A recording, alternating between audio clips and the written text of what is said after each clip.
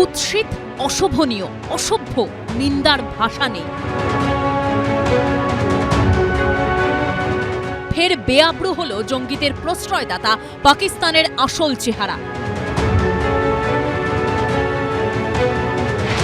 ভূস্বর্গে বেছে বেছে নিরীহ হিন্দু পর্যটকদের খুন করা নিয়ে যখন বিশ্বজুড়ে নিন্দার ঝড় বইছে, তখন তা নিয়ে দুঃখ প্রকাশ তো দূরের কথা, উল্টে কুৎসিত আচরণ করলেন পাক সেনাকর্তা।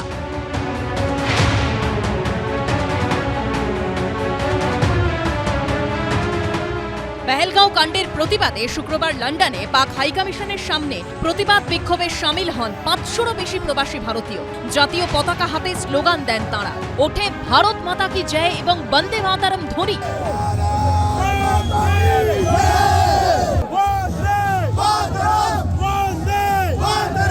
পাকিস্তান জঙ্গিদের মদত এবং আশ্রয় দিচ্ছে বলেও স্লোগান ওঠে। আর এসবের মধ্যেই এই ভিডিওটি ভাইরাল হয়েছে। সেখানে লন্ডনে পাক হাইকমিশনের বারান্দায় দাঁড়িয়ে পাকিস্তানের এক সেনাকর্তাকে গলা কেটে দেওয়ার অঙ্গভঙ্গি করতে দেখা যায়। তার হাতে ছিল ভারতীয় বায়ুসেনার উইং কমান্ডার অভিনন্দন বর্তমানের ছবি।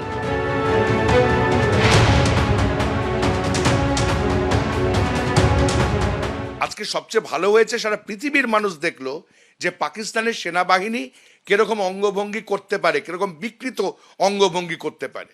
এ তো একা একা করছে না, পাকিস্তানের সেনাবাহিনীর শীর্ষ কর্তাদের মদতে লন্ডনের মাটিতে বসে যে মুখোশ তিনি দেখালেন, এতে স্পষ্ট পরিষ্কার একটা বর্বর রাষ্ট্র হিসেবে পাকিস্তান গড়ে উঠছে। ইনি পাক হাইকমিশনের সামরিক ও বায়ুসেনা উপদেষ্টা কর্নেল তাইমুর রাহাত।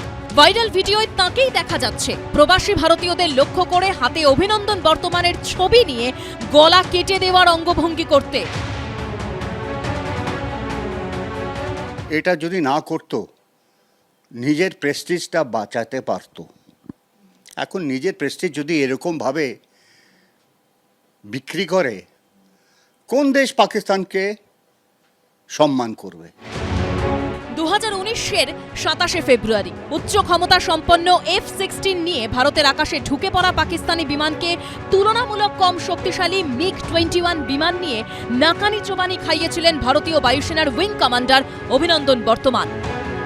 তার প্রবল পরাক্রমে ভেঙে পড়েছিল পাকিস্তানের F-16 বিমান। প্রায় 60 ঘন্টা পর প্রবল চাপের মুখে তাকে ছাড়তে বাধ্য হয় পাকিস্তান। পাকিস্তানের সেই ক্ষত যে আজও ভরেনি, তা ফের প্রমাণিত হলো পাক সেনাকর্তার এই নির্লজ্জ আচরণে। এবিপি আনন্দ।